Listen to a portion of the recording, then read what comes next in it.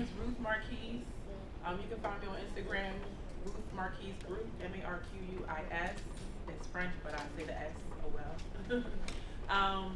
Basically, I'm a realtor who helps her clients fix their credit in order to qualify. Does anybody still have a dream to own a home? Or is everybody homeowner? Okay, don't feel intimidated. It's okay. I remember when I first started in real estate, I would send one of my lenders a lot of people, and he just was like, "Where did you find these people?" Like 90 people were like, "Oh, they all got bad credit," or whatever. And then the light bulb just hit. I didn't like the disrespect. I was like, "Wait a minute," you know. And he was just like, "You need to find some better people," or whatever. That's when I realized we had a problem here. A lot of people have issues with their credit. It's not because you're not responsible. It's because if you look at how much money the average American makes, and then you look at how much money the Black American makes, it's totally different. We are always like, there's certain people here, and then we're here, right? So it's because we're not earning the income. We may be still, we're going to college, we're doing much better than we were before. But everybody is not like you see Instagram. You feel like everybody's rich on Instagram, but the reality is when they come to me, I can see how much you really make, and you know, people gotta work together. That's why I started a real estate show. So I always try to go back to the problem, like where is the problem? So I have to help people fix their credit in order to qualify for a home. So you don't have to be embarrassed and say, "Oh my gosh, my credit's not together, I can't." And a lot of people let that hold them back from buying a home. But if you had somebody that could walk you through and say, "You know what, you do this, you do that," like you had the speakers today, I was the one doing that on the phone, doing the free consultations. And you still can do that if you go to Ruth Marquise Group. You can find me on Instagram, and you just click the link and you can book a consultation, and I'll help you through. Some of the biggest things that we do, I'm going to talk about building credit today and real estate, but some of the things that we do that we need to, I just want to get this out there. Please stop ordering DoorDash. If you know you are trying to buy a house, stop going out to eat, all the time. Like, stop living that life. You gotta check out sometimes and say, "You know what? Let me just cook at home. Let me try to make things like, for me, even though I cook at home, I'll try to do the fancy meal, add all these ingredients, and it starts to be more expensive than eating out. Like, I'll have gourmet meals and everything. I was all right, I gotta switch that up too. Because when you have a family, you cannot just order every day. That's one of our biggest issues. If you have children, you're spending $40 a meal, they gotta eat 3 times a day. You see where the money can go. You can spend a lot of money. And I know that we have it, we should be able to spend it, we want to reward ourselves, but that money can be going to all kinds of programs. Where are the schools that we're building? Where are the hospitals that we're building? Where are the banks that we have? We have a lot of work to do as a community, but we're spending it on ourselves, but we're not looking out for the community. You know what I mean? So if you're thinking long term, if you're thinking 20 years from now, like, you have to rewind it back and say, what can I do today to make an effort to build a legacy for my children? And what am I modeling to my children? A lot of times people are buying homes. Anybody hear that the women are buying more homes than the men? Raise your hand if you heard that, right?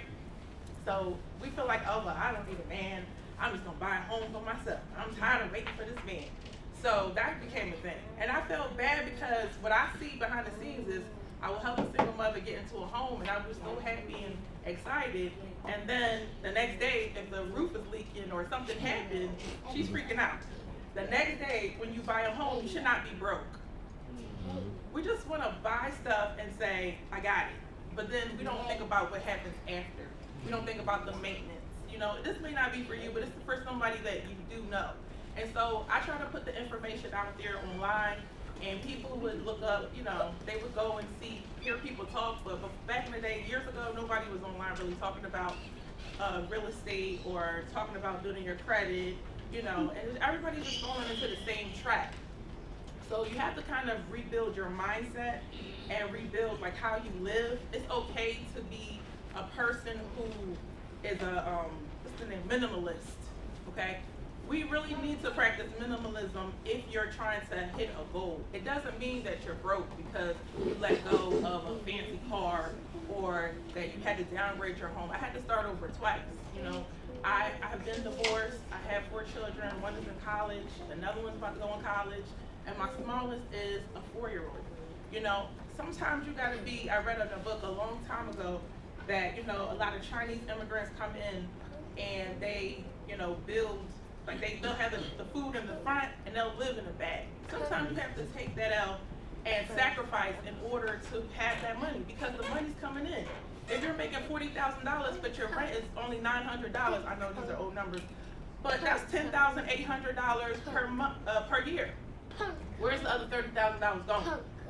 So when you're looking at the budget, like the other speaker said, you start to realize a lot of money's coming out, and where is it going? So if you go through the process of what they said, you'll start to find the holes. But you have to sit down. You have to, you know, what I do, my little secret is I make myself get out there and do the lives, because now I'm holding myself accountable, and it's not going to happen overnight. Some people, they spend so much they never save. They don't see the importance of an emergency fund. They're just paycheck to paycheck. Like over 60% of Americans are paycheck to paycheck. I don't want you to think everybody's rich. We're all trying to make it. They might be millionaires and still paycheck to paycheck. I seen a realtor, she was a like hotshot realtor doing her thing, and she was still getting withdrawals from like the payday loans, you know what I mean? And it just, everything kind of crumbled, but she has the nicest bags and all. And it's okay to do that, but you still can't live above your means. You have to kind of bring it down. So anyway, we're talking about building credit today. When you are trying to buy a home, you're not going to buy a home if your credit is not together. But I don't want you to think that your credit has to be a 700 score. I work with my preferred lender, so therefore we can work with whatever you have. If you have a lot of student loans, it's okay. If you have an eviction, it's okay. Like certain things, it's not going to be a problem. But you have to get above that 620 credit score. You have to get above that 640 credit score. Unless you're going to go conventional, it's going to be higher. More programs that you want, they might need you to have a higher score, but the minimum is 620, right? So a lot of times you have this bad past because you were in the hospital, or you lost a job, or something happened in your life for your credit to be that way. People know what it's like to have good credit. It's just that something happened. Life happens, right? So now, when basically you're looking to fix your credit, people think they have to pay everything off, but that's not always the case. A lot of times, if you don't have any credit cards right now, I suggest you build your credit. So we have a program called the Enhancement Program, where for a couple of bucks a month, you have 3 things reported on time every month, and you're paying it. So what it does is, if you have nothing good going on, if you've been doing the same thing, let's try some new things, add some new things to your credit, and build from there, instead of trying to continue with the things that you have going on. So if your credit score is not moving, that's how we get it moving in 60 days. So it's very important that you build your credit. It's very important that you have somebody to tell you where to go. People think that when you come to a real estate agent, that they're supposed to tell you everything about real estate in one day, or like in one sitting. We don't have that kind of time. Everybody's situation is going to be different. That's why the consultation is important, because they are doing it just for you. You cannot go by, well, my cousin bought a house, so they told me everything. They bought a house one time, but we do it every day. So every time you go to an expert, they have seen different scenarios, and that will determine what they know about how your situation is going to pan out. That makes sense? Does anybody have any questions so far? Yeah, I definitely wanted to take that route, but my credit is all the way down. So I know there's steps that you got to do in order to be eligible to get a home. So that I've been on that journey for some time. So I would definitely like to. Absolutely, we can definitely talk after this. Yes. I know a little about it, but what's the trick where you can put your child, like let's say your child's like 5 or 7 years old, you could put him on your credit card or something like that. So by the time he turns 18 or 19, his credit score is high as ever. Oh yeah, I know what you're talking about. Yeah. Authorized user. The authorized user, yeah, you can help build up your child's credit at an early age. Absolutely. We do it all the time. We do it with grown people as well. Okay. So with time, you want good things. Every month you want something reported on time. But it's better if it's not $400, $500 car note. It's better if it's something for $20.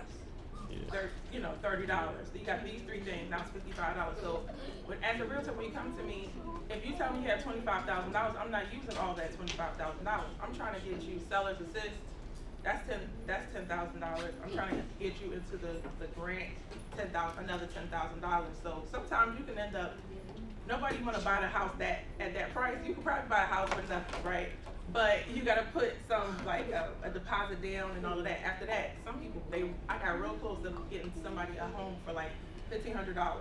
You know what I mean? Shoot. But I would never suggest you to bring just $1,500 because what if the house you want, you have to put all the money down? What if we can't get seller's assist? So I tell people to have a minimum of $10,000 so that way we can start the process.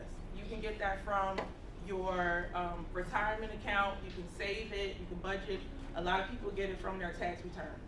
And so they go from there. But my point is, if you can do the disciplines that we talked about this morning, then when you have a repair that needs to be done in the home, you already have that discipline set. So now we do this thing where we wanna go on a diet, and then when we get to that number, we quit.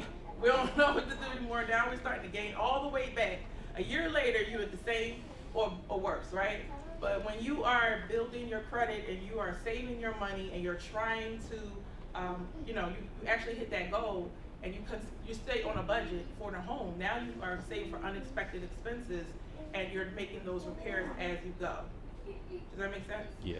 So yeah, it's very simple. It's very easy. You need to make sure you are working, for 2 years, 2-year work history.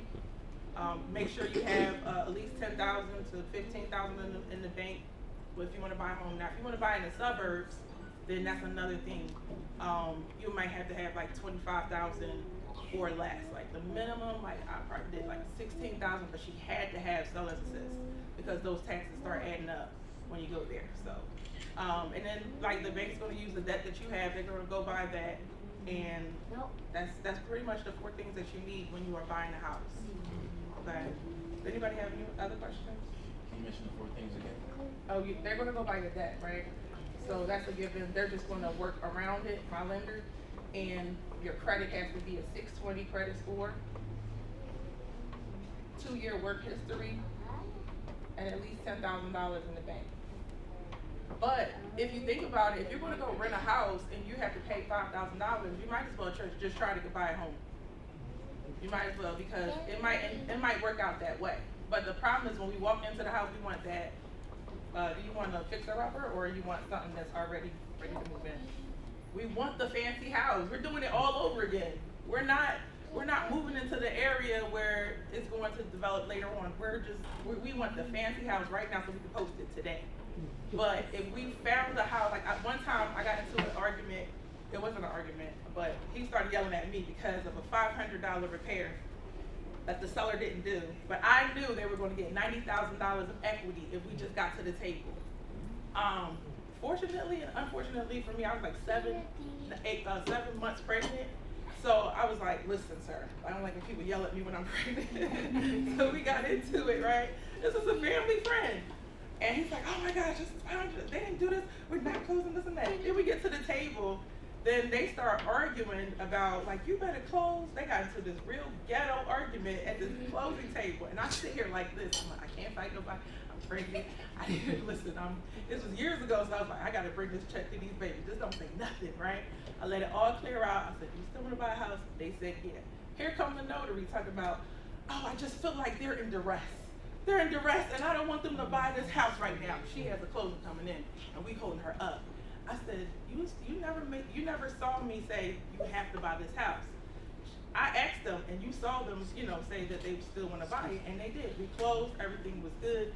So it's going to take some hand holding. It gets very, very emotional. Did anybody hear about they cutting realtors' commissions? I heard you. So now nobody's going to have a buyer's agent. I think that hurts black people because when you go in, there was a little thing that I posted. And they were like, oh yeah. He was like, everything. They were looking at this big house. They had a pool. It was real nice. This is a movie back in the day. And they're like, that's coming with us. That's coming with us. So when they they bought the house, they came in, everything was gone. They ripped the cabinets out. There was no pool. There was holes in the wall. And they're like, what's going on? Like, the seller had the advantage. They're gonna do what's in their best interest. They're not gonna do what's best for you. So then they had this 91 checkpoint list of what a realtor does. Like, we don't advertise, we do this, we do that, we do that. There's sometimes, like when I was sitting right here, I had a client text me like, what's going on, like things are going on in the background that she doesn't know that we're still working on to make sure it gets done. But if you you needed help to get to this point, how are you gonna know exactly what to do in a transaction? People are gonna start going to the seller's agent and they're gonna take complete advantage. And you think that the commission is gonna be a lot of money? It's gonna be worse when you find out. I had to walk away from so many people that are trying to hide mold in the basement and want me to sell it and act like nothing happened. You know what I mean? Like, it's going to be a huge expense later, but you have somebody fighting for you. So would you go, if your life is on the line, would you go to the prosecuting attorney and say, you know what, you can represent me too. I know you'll do the best thing for me. No, of course not. So it's really, we're like lawyers we're not really lawyers. So, but we represent you in that kind of way. We do the similar thing, and we just do this one specific transaction. That's why we can actually sign for you at the table. Anybody else have any other questions? I mean, I think it's going to help you in the end because you're going to be able to set your own price. You can set what your hourly rate is. Like a lot of people don't know, there's a lot that goes on in the background. So, you know, maybe you will only ask for 6% because you're actually splitting the 6% with the other. If you're not working both sides of the deal, you're only getting 3%. So that may work, like I said, in the realtor's favor, where you can charge your premium for your expertise. And that's what's going to happen. Listing agents are going to charge the same amount of money. Yep. They're going to charge the same amount of money, and you know the buyer's not going to be represented, and they're going to have to pay for the money. But creative realtors are going to like try to roll it into the seller concession. I already do that. Like if you come to me automatic, I'm trying to go for the seller assist, and that's just the way I represent my buyers. And you know our community is we still need to buy our first home. A lot of us still need to buy our first home. We're not all sellers, and then a lot of us are first time sellers. So I represent sellers as well. So this is always our first time, and people feel like they have to be experts at it, and you don't. You have that person to help you, and it's a beautiful thing to have a realtor that you can trust that matches your personality. One person might not work for you, but another person will. But I hope I'm your favorite.